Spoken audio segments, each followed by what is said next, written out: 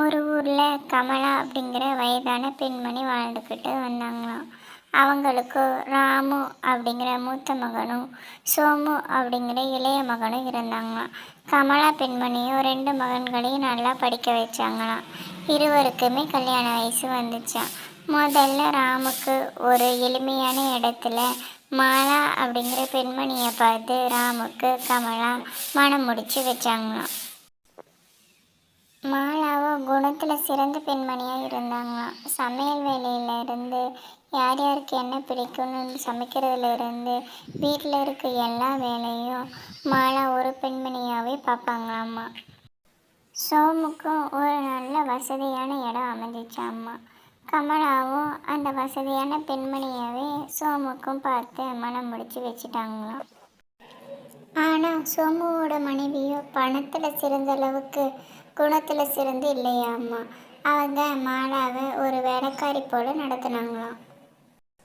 ஒரு பக்கம் கமலாவோ, என் சின்ன மருமகளை பாரு எவ்வளோ நகை போட்டுட்டு வந்திருக்கா, ஆனால் நீயும் தான் இருக்கையே ஒத்த பவுனு போட்டுட்டு வந்தியா அப்படின்னு சொல்லி அவளை குத்தி குத்தி காமிச்சிட்டே இருந்தாங்களாம்மா.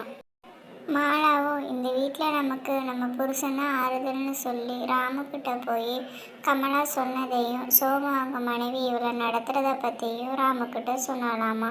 அதுக்கு ராமுவும், அவங்க சொல்கிறது உனக்கு கரெக்டு தானே, நீ என்ன கொண்டு வந்த உங்கள் வீட்டில் இருந்து, எதுவுமே கொண்டு வரல, அப்போ உன்னையெல்லாம் சொல்லதான் செய்வாங்க அப்படின்னு சொன்னானா. வெறுத்து போன மாலாவோ கொஞ்ச நாள் போய் தான் அப்பா வீட்டில் இருந்துட்டு வரலான்னு சொல்லி அவங்க அப்பா வீட்டுக்கு போனாலாம்.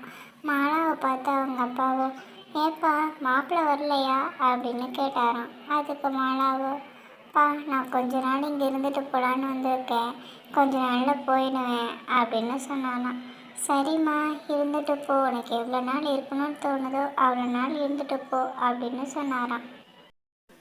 அங்கேயோ கமலாவுக்கு உடம்பு முடியாமல் படுத்துட்டாங்களாம். இதை பார்த்த சோமுவும் அவங்க மனைவியை பார்த்து, நீ கொஞ்ச நாள் அம்மாவை பார்த்துக்கிறியா அப்படின்னு கேட்டதுக்கு, நான் என்ன உங்கள் வீட்டு வேலைக்காரியா, என்னாலாம் பார்த்துக்க முடியாது அப்படின்னு சொல்லிட்டாலாம். ராமுவும் மாலாவை பார்த்து மன்னிப்பு கேட்டு, மாலா அம்மாவுக்கு உடம்பு சரியில்லாமல் படுத்துட்ருக்காங்க, இப்போதான் எங்களுக்கு உன்னோட அருமை தெரிஞ்சிச்சு, தயவு செஞ்சு நீ வீட்டுக்கு வா, அம்மாவை பாரு அப்படின்னு சொன்னாராம். மாலாவும் நடந்ததெல்லாம் மறந்து கமலாவை பார்க்க அவங்க வீட்டுக்கு போயிட்டாலாம்.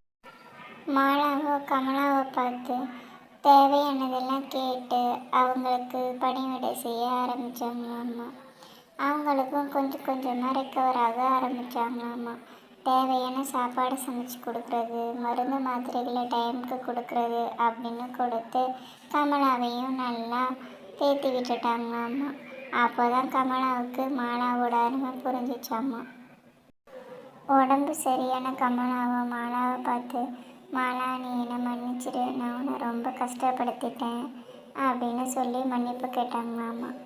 அதுக்கு மாலாவோ, அத்தை பணம் முக்கியம் இல்லை, குணம்தான் முக்கியம்னு உங்களுக்கு புரிஞ்சிச்சில்ல, அதுவே எனக்கு சந்தோஷம், நீங்கள் என்கிட்ட மன்னிப்புலாம் கேட்க வேணாம், புரிஞ்சுக்கிட்டாலே போதும் அப்படின்னு சொல்லிட்டு அவள் பெருந்தன்மையை காமிச்சாலும். கமலாவோ அப்போலேருந்து மாலாவை தான் பொண்ணு மாதிரி நடத்த ஆரம்பித்தாலாமா. கமலா திருந்திட்டாங்க. கமலா மாதிரி இருக்க மாமியார்லாம் எப்போ திருந்த போகிறாங்களோ.